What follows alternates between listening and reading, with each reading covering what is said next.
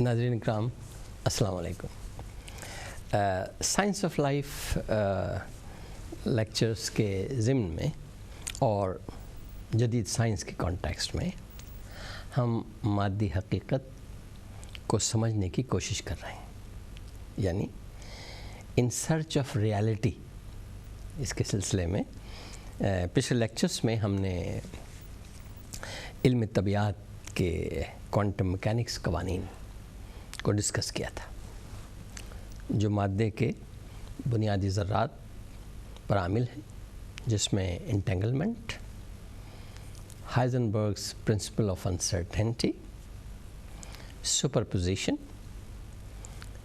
View particle duality اور interconnectedness of particles, جس میں interconnectedness of entire universe کا ہم نے ذکر کیا تھا اور ڈسکس کیا تھا.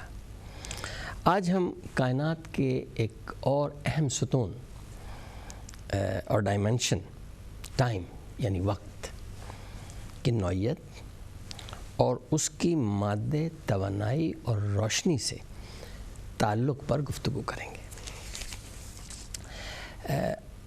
روزمرہ کی زندگی میں ہم اکثر یہ سوال کرتے ہیں، پوچھتے ہیں، دیکھتے ہیں یا معلوم کرتے ہیں کہ اب کیا وقت ہوا ہے. یہ ہر وقت ہمیں ضرورت پڑتی ہے، اب کیا وقت ہوا ہے. لیکن عام زندگی کی گہما گہمیوں میں اور اس سے ہٹ کر شاید ہی کبھی یہ سوال کرتے ہوں کہ وقت کیا ہے، یہ وقت ہے کیا، واٹ از ٹائم. ایک بہت اہم سوال ہے اگر غور و فکر کیا جائے. اس کی ایک عام تعریف تو یہ ہے کہ وہ ڈکشنری میں ہے، وقت کی تعریف ہے، اور اس کے علاوہ عملی زندگی کے عمومی واقعات کے ریکارڈ اور تفصیل یہ مترشح کرتی ہے. لیکن فلاسفرز اور مفکرین اور سائنسدان اس کے اوریجن اور حقیقت پر غور و فکر کرتے ہیں، کیونکہ یہ کائنات کے وجود و حیات سے وابستہ ہے.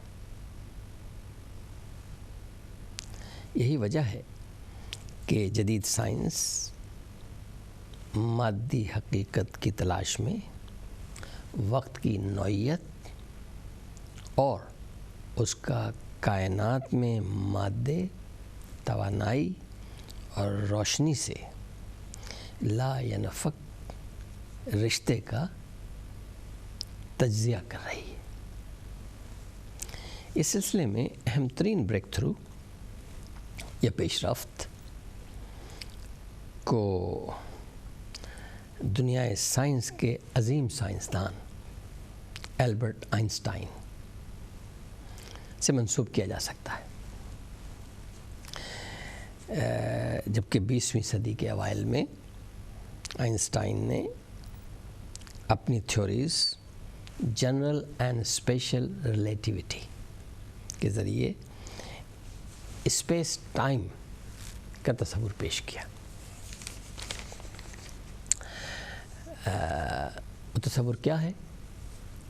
اس کے مطابق وقت ایک بعد کائنات ہے، dimension of universe, one of the dimensions of universe. یعنی کائنات کی صرف 3 ابعاد یا ڈائمنشنس نہیں ہیں، بلکہ طول، عرض اور عمق 4 ابعاد ہیں، اور بعد تحرم وقت ہے، یعنی 4th ڈائمنشن ٹائم ہے. یہ اسپیس ٹائم فیبرک میں گندھا ہوا ہے. جو کائنات ہے، جو آبزرویبل کائنات ہے، اس کو ہم اسپیس ٹائم فیبرک سے تشبیہ دیتے ہیں، اور وقت اس میں گندھا ہوا ہے، جس طرح اس میں دوسری ڈائمنشنز گندھی ہوئی ہیں اس فیبرک میں. اس چادر میں، کائنات کی چادر میں، اس کی ٹیپسٹری میں شامل ہے، یہ کائنات کی چادر کی ٹیپسٹری میں شامل ہے۔ اب تک علم سائنس کی تحقیقات میں ریاضی کی شماریات، ایکویشنز، مختلف تجرباتی شواہد، مشاہدات اور افلاکی دوربینوں، سیٹلائٹس، اسپیس اسٹیشنز، دوسری افلاکی مشینیں، probes, signals, radio waves, X ray signals, microwaves, gamma rays, جو کرۂ ارض پر مستقل کائنات میں یہاں بھی آ رہی ہیں اور پوری کائنات میں پھیلی ہوئی ہیں، اور جن کا مشاہدہ اور جن کا تجربات اور جن کے سائنسی ہم تجربات اور تجزیات کر رہے ہیں، ان کے مطابق ہماری کائنات یعنی آبزرویبل کائنات، یہ ہم اکثر ریپیٹ کرتے ہیں، آبزرویبل کائنات، یعنی وہ کائنات جو ہم اب تک ڈائریکٹلی اور انڈائریکٹلی آبزرو کر چکے ہیں اور یا کر رہے ہیں، جس میں کیونکہ ہماری بصارت اس قابل نہیں ہے کہ ہم پوری کائنات کو آبزرو کر سکیں، اس لیے ہم ان دوربینوں کا، افلاکی دوربینوں کا، جس میں خاص طور پر ہبل ٹیلیسکوپ اور مختلف قسم کے سیٹلائٹس جو ہم نے فضا میں اور کائنات میں اور کائنات کی وسعتوں میں بھیجے ہوئے ہیں، جو کرۂ ارض کی بلکہ سولر سسٹم کے باؤنڈریز بھی کراس کر چکے ہیں، اور وہاں سے وہ تصاویر بھیج رہے ہیں، وہاں سے جو waves, radio waves, gamma rays, X rays اور ہر قسم کے سگنلز، مائکرو ویوز جو آ رہے ہیں، ان کو وہ ریکارڈ کر رہے ہیں، ان کا ڈاٹا جمع کر رہے ہیں، ان کو آبزرو کیا جا رہا ہے۔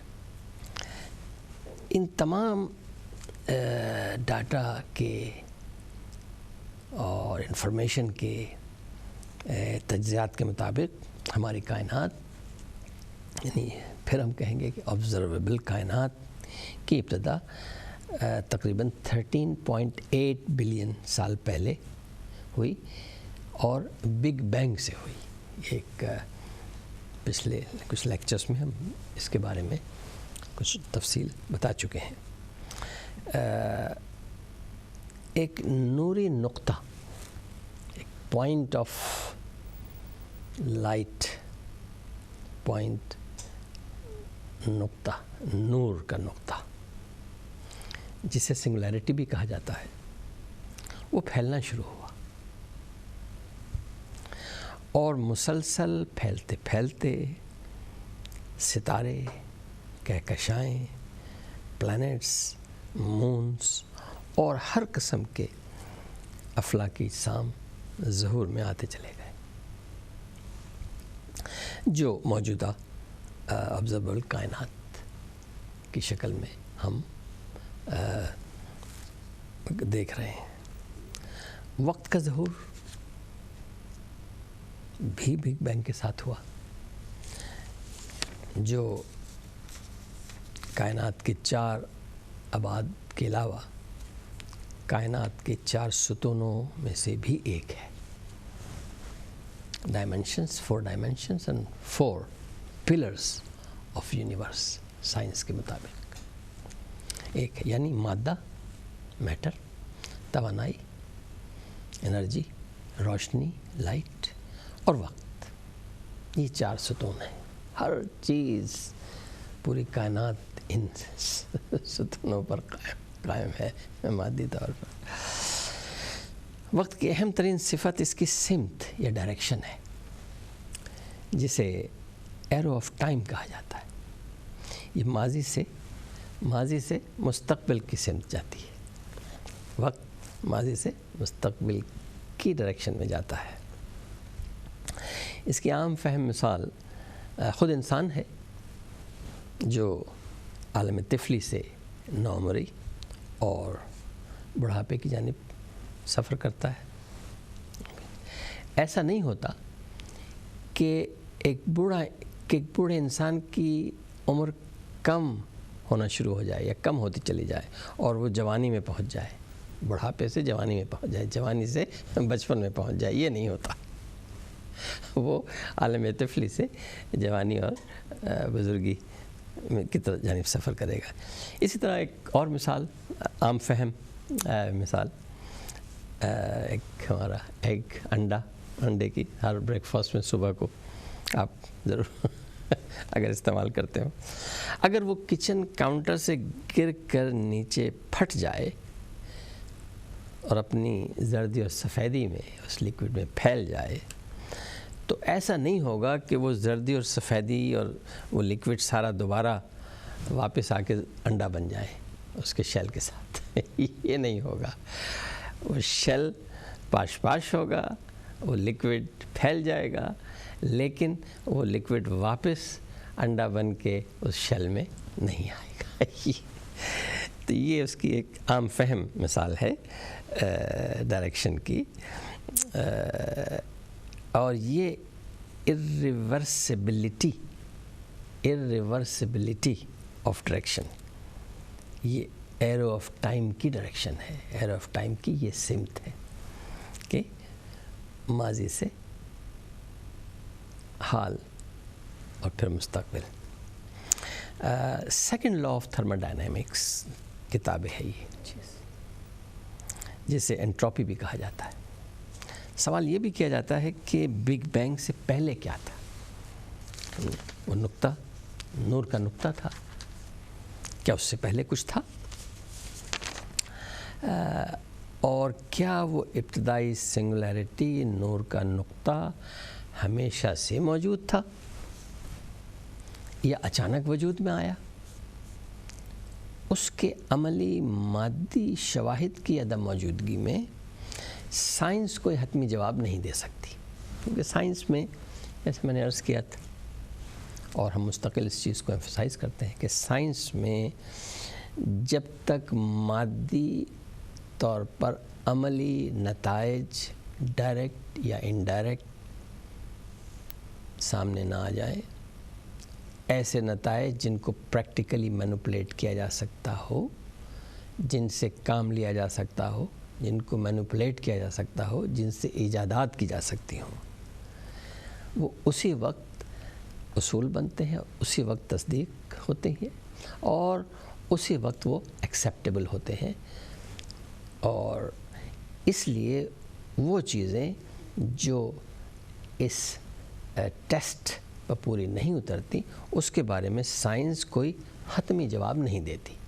تھیوریز پیش کرتی ہے, لاجک پیش کرتی ہے, ریزن پیش کرتی ہے اور تحقیقات کرتی ہیں. کیونکہ سائنس کے مطابق اس نوری سنگولیرٹی میں تمام مادہ, توانائی, روشنی اور وقت مجتمع تھا.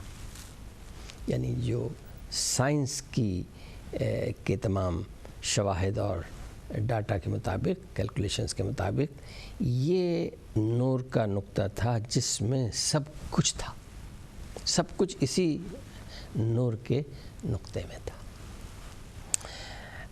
جو ظہور میں آیا, کیوں ظہور میں آیا, اس کا جواب بھی سائنس نہیں دیتی.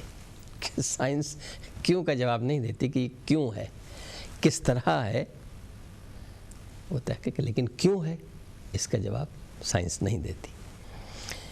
لیکن اس نوری نقطے کے اچانک ظہور میں آنے کے مقابلے میں ہمیشہ سے موجود ہونا سائنسی ریزن اور لاجک سے بھی مطابقت رکھتا ہے اور فلاسفیکل اور میٹافزیکل ریزن اینڈ لاجک سے بھی مطابقت رکھتا ہے, اور بڑی حد تک عام فہم, کامن سینس, عقل سلیم سے بھی مطابقت رکھتا ہے.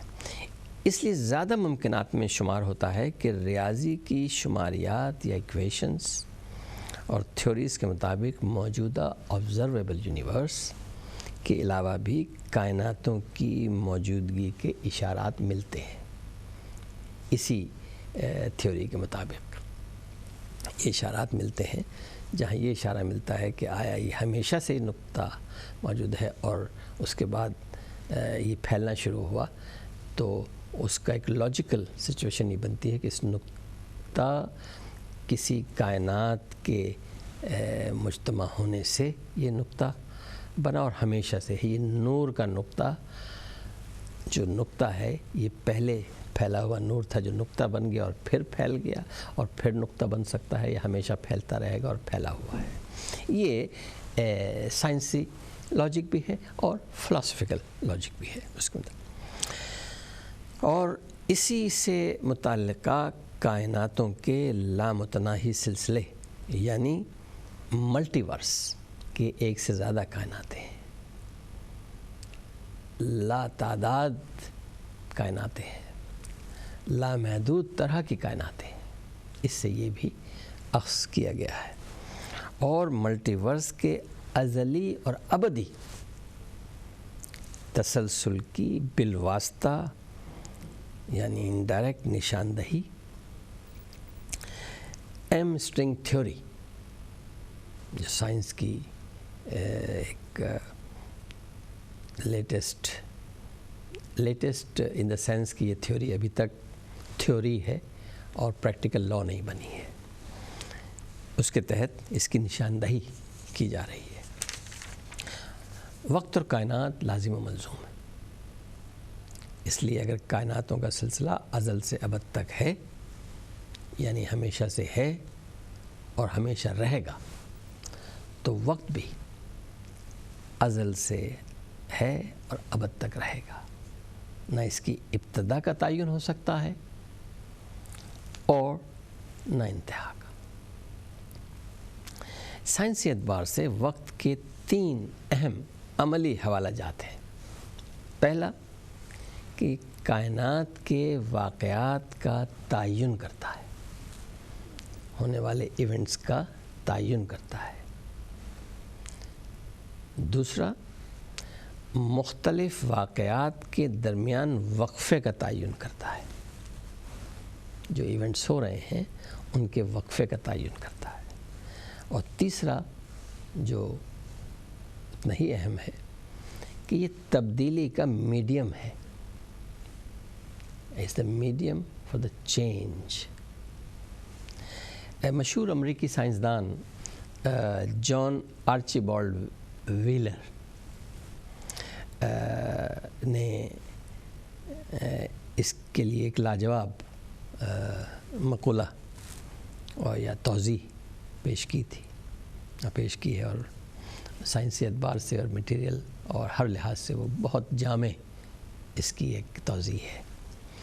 وہ کہتے ہیں کہ time is nature's way of keeping everything from happening at once, یعنی یہ وقت قدرت کی یہ قدرت کی ایک ایسی کارروائی ہے جو ہر چیز کو بیک وقت ہونے سے روکتی ہے، یعنی کائنات تو لامحدود ہے اور اس میں لامحدود عوامل ہر وقت ہو رہے ہیں، تو یہ وقت ہے جو ہر چیز کو ایک ہی وقت میں بیک وقت ہونے سے روکتا ہے۔ مثال کے طور پر انسان کی پیدائش سے لے کر وقت آخر تک، پیدائش سے لے کر جوانی اور تمام وہ عرصہ اور وقت آخر تک یہ سب بیک وقت نہیں ہوتا، کیونکہ اگر یہ بیک وقت ہو تو زندگی کی نفی ہے، زندگی ہو ہی نہیں سکتی، کیونکہ پیدائش اور موت بیک وقت نہیں ہو سکتی، پیدائش ہوگی تو ہی موت ہوگی، تو یہ زندگی کی نفی ہو جاتی ہے۔ اسی طرح کائنات کی ابتدا اور انتہا کا بیک وقت ہونے سے کائنات کا ظہور ممکن نہیں تھا، اور کسی بھی وجود کا ظہور، ارتقاء، عدم وجود یا تسلسل بے معنی ہو جاتا ہے۔ اگر سب چیز ایک ہی وقت میں ہوئی ہے تو ایک وقت میں جو چیز ہوئی ہے وہ تو وہ نور کا نقطہ ہی ہے، وہی ایک وقت میں ہوا ہے، باقی کچھ ایک وقت میں نہیں ہوا. اس نور کے نقطے ہی میں، اس نقطے میں وقت شامل ہے. بغیر وقت کے اسپیس یا کسی جگہ کا تعین بھی ممکن نہیں ہے،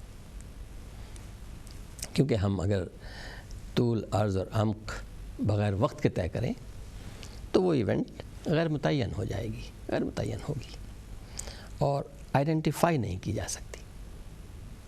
مثلاً ہم کہیں کہ ہمیں فلاں مقام پر، فلاں شہر یا فلاں علاقے میں کسی سے ملنا ہے،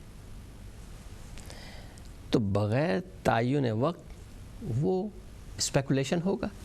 اگر وقت طے نہیں ہے تو وہ اسپیکولیشن ہے، وہ چیز عملی نہیں ہوگی. کائنات مجموعہ ہے واقعات، ابعاد اور تبدیلیوں کا، جو وقت کے دھاگے سے جڑی ہوئی ہے. ارتقاء وجود و حیات و کائنات اس کے بہاؤ کے ساتھ گزرتے ہیں. دریا کے بہاؤ اور روانی میں ماضی، حال اور مستقبل کا مسلسل بہاؤ ہے. یہی وجہ ہے کہ ہم کسی بھی وقت نہ ماضی میں ہیں، نہ حال میں اور نہ مستقبل میں، بلکہ وقت کے بہاؤ میں ہیں. ہم وقت کے بہاؤ میں ہیں. اس کو مزید واضح اس طرح کیا جا سکتا ہے کہ انسان کی ہی مثال لے لیں کہ ہم جس لمحہ حال میں ہیں وہ تو ماضی سے آتے ہی مستقبل میں چلا گیا، کیونکہ کرۂ ارض پر جو وقت کا نظام ہم نے بنایا ہے وہ سال، مہینہ، دن، گھنٹے، منٹ اور سیکنڈ میں تقسیم ہے. لیکن سیکنڈ کو کروڑہا سیکنڈ میں بانٹا جا سکتا ہے. سیکنڈ میں ایٹمی سیکنڈ اور پلینک سائز اگر اپنایا جائے یا دیکھا جائے یا لیا جائے، یہ موجود ہے، کیونکہ پلینک سائز یا ایٹمی سیکنڈ کو دیکھیں تو وہ ہمارے سیکنڈ سے جو 60 سیکنڈز منٹ بناتا ہے، اس سیکنڈ سے، اس ایک سیکنڈ سے کروڑہا گنا کم ہے. اب آپ اندازہ لگائیے، وہ کمپریہنشن میں نہیں آتا ہے. تو ہمارا سیکنڈ جو ہے اس میں تو کروڑ ماضی، حال اور مستقبل کا سفر طے ہو جاتا ہے. ایک سیکنڈ میں بلینز اینڈ بلینز ماضی، حال اور مستقبل طے ہو جاتے ہیں، ان کا سفر طے ہو جاتا ہے. ایرو آف ٹائم کے انسان پر خصوصی اثرات میں عمر کے بڑھنے کے ساتھ ساتھ جسمانی تبدیلیوں کے علاوہ علت و معلول بھی شامل ہے. یہی وجہ ہے کہ انسان کو ماضی یاد رہتا ہے لیکن مستقبل نہیں، کیونکہ علت ماضی اور حال میں ہوتی ہے اور معلول عالم امکان میں ہوتا ہے. علت ماضی، پھر حال اور معلول فیوچر، عالم امکان. کاز پہلے آتا ہے، افیکٹ بعد میں آتا ہے. پاسٹ کا ریکارڈ ہماری میموریز میں موجود ہے.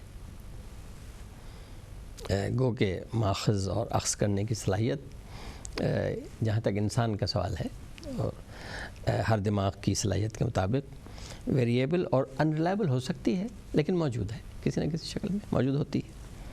وقت کے حوالے سے انٹروپی کا تعلق ایرو آف ٹائم سے بھی ہے. یہ دونوں irreversible ہیں. جتنے بھی لاز آف نیچر، سائنس اور کوانٹم میکینکس کے مائکرو اور میکرو اجسام کے بارے میں لاز دریافت ہو چکے ہیں، وہ سب نہ صرف کرۂ ارض اور نامیاتی حیات بلکہ ہماری آبزرویبل یونیورس کے ہر گوشے اور جسم پر بھی اپلائی ہوتے ہیں. ہر چیز پر اپلائی ہوتے ہیں. یہ جتنے بھی لاز جو ویریفائڈ لاز ہیں، جو عملی طور پر جن کے تجربات ہو چکے ہیں سائنس کے اعتبار سے، وہ ہر آبزرویبل کائنات کے ہر کاسمک باڈیز پر، ہر ٹیریسٹریل اور سیلیسٹیل باڈی پر بھی اپلائی ہوتے ہیں. لیکن بہت سے پہلو ایسے ہیں جن کے بارے میں حتمی قوانین دریافت نہیں ہوئے ہیں ابھی تک. یہ سائنسی پوائنٹ آف ویو سے مثلاً مائکرو اور میکرو اجسام میں پیرالل لاز کا ہونا، یہ ایک بہت بڑا ایک ڈیلیما ہے، کننڈرم ہے، اور ایک معمہ ہے جس کو سائنس حل کرنے کی کوشش کر رہی ہے کہ ایسا کیوں ہے کہ ان کا اطلاق الگ قوانین مائکرو کے لیے، الگ قوانین میکرو کے لیے، ایسا کیوں ہے. اور اسی طرح سے ڈارک میٹر اور ڈارک انرجی جو جس کا ان کی انڈائریکٹ پریزنس سائنس ثابت کرتی ہے اپنے ایکویشن سے، آبزرویشن سے، ڈاٹا سے، اور وہ تمام چیزیں جو ہم اس سے پہلے بیان کر چکے ہیں جو سسٹم ہے. لیکن ان کی حقیقی حیثیت، حیت، صفات اور مختلف اثرات ابھی تک معلوم نہیں کر سکی، اور وہ ایک پینڈنگ یا آنے والے وقت کے لیے ایک چیلنج ہے سائنس کے لیے، جسے وہ ایکسیپٹ کر رہی ہے اور اس سلسلے میں کوشاں ہے. کوانٹم گریوٹی یعنی جو مائکرو پارٹیکلز پر گریوٹی کا اثر اور گریوٹی سے ان کا ایکشن، ری ایکشن اور انٹریکشن. ملٹی ورس جس کا ہم نے ابھی ذکر کیا کہ آیا یہی کائنات ہے، یہی آبزرویبل کائنات ہے، یا کائناتوں کا سلسلہ ایک سے زائد ہے، لاتعداد ہے، لامحدود طریقے کی کائناتیں ہیں. یہ اس کے بھی انڈائریکٹ سگنلز یا امکانات سائنس کے ڈاٹا اور کیلکولیشنز سے مل رہے ہیں، لیکن وہ ویریفائی نہیں کیے جا سکتے، ابھی تک ویریفائی نہیں کیے جا سکے، اس لیے اس کے بارے میں حتمی طور پر نہیں کہا جا سکتا ہے. تو سائنس کے تمام متفقہ اور عملی طور پر عامل قوانین ایمپیریکل ایویڈنس پر مبنی ہوتے ہیں، جن کے لیے تجربات کی مادی، فزیکل، ڈائریکٹ یا انڈائریکٹ ایکسیس لازم ہے. اس لیے جہاں یہ ایکسیس ابھی تک فیزیبل نہیں ہے، وہ صرف تھیوریز کی حد تک محدود رہتے ہیں. تھیوریز ہیں لیکن ابھی لا نہیں بنے ہیں، کیونکہ ہماری ایکسیس نہیں ہے، ہم اس پر تجربہ نہیں کر سکتے، پریکٹیکلی مینوپولیٹ نہیں کر سکتے اس کو. وہ صرف تھیوریز کی حد تک ہیں. سائنسی ریزن اینڈ لاجک، ریاضی کی بیلنسڈ ایکویشنز، سب کو الٹیمیٹلی امپیریکل ایویڈنس ہی ویلیڈیٹ کرتا ہے، تبھی وہ ویلیڈیٹ ہوتی ہے. ہر انسالوڈ پرابلم سائنسدانوں کے لیے چیلنج ہوتا ہے، اور موجودہ حل طلب اسپیکٹس بھی اسی زمرے میں آتے ہیں اور اسی شد و مت سے کھنگالے جا رہے ہیں جیسے پچھلی صدیوں اور دہائیوں میں کیے گئے تھے. بلکہ اب سائنس اور ٹیکنالوجی جس اسٹیج پر ہے، وہاں نہ صرف تھیوریز، میتھمیٹکس اور ڈاٹا انتہائی ایڈوانسڈ لیول پر ہیں، بلکہ computers, scientific tools, space machines, information technology, کائناتی میپنگ جو میپنگ ہم نے مائکرو ویو میپنگ کی ہے بگ بینگ سے لے کر اب تک، ایٹامک سسٹمز اور انجینئرنگ، اس میں جو لیٹسٹ بڑا انجینئرنگ کا پروجیکٹ ہے LHC لارج ہیڈرون کولائڈر، بھی اسی لیول پر کمپلیمنٹ کر رہے ہیں جس لیول پر سائنس اور ٹیکنالوجی فکری اور عملی طور پر آ چکی ہے، اسی لیول پر یہ ٹیکنالوجیز ایک دوسرے کو کمپلیمنٹ کر رہے ہیں۔ دلچسپ پہلو یہ ہے کہ ہر انسان کا بنیادی طور پر ہم ایک اس کو پوری ہوموسیپین ریس کے ریپرزنٹیٹیو انسان کی بات کر رہے ہیں کا کویسٹ فار ڈسکوری ان ابیٹڈ ہے، کیونکہ انسان ہی وہ اسپیسیز ہے جو کائنات کے تمام راز معلوم کرنے میں کوشاں ہے۔ سائنسی انقلاب سے پہلے اور زمانہ قبل از مسیح کے دور کو بھی دیکھیں تو علم اور فلسفے کا فوکس یہی تھا، حقیقت کی تلاش، ان سرچ آف ریالٹی۔ اس وقت انسان سمجھتا تھا کہ کرۂ ارض ہی کائنات کا مرکز ہے اور کائنات صرف انسان کے وجود، ترقی اور بہتری کے لیے بنی ہے۔ یہ فلسفے اور میٹا فزکس کی ایک ایکسیپٹیبل تھیوری تھی جو سائنس کے آنے کے بعد چینج ہوئی، اور کہ انسان کے لیے سب کچھ نہیں بنا ہے بلکہ انسان کرۂ ارض پر اس لامحدود کائنات کا ایک بہت معمولی پرزہ ہے یا اسپیک ہے۔ کائنات صرف انسان کی ترقی اور بہتری کے لیے نہیں بنی، اس لیے کہ یہ ایک کائنات کا اینتھروپولوجیکل ویو ہے، کیونکہ یہ ہیومن اسپیسیز اور انسان کیونکہ فکر کر رہا ہے تو انسان اس کو اپنے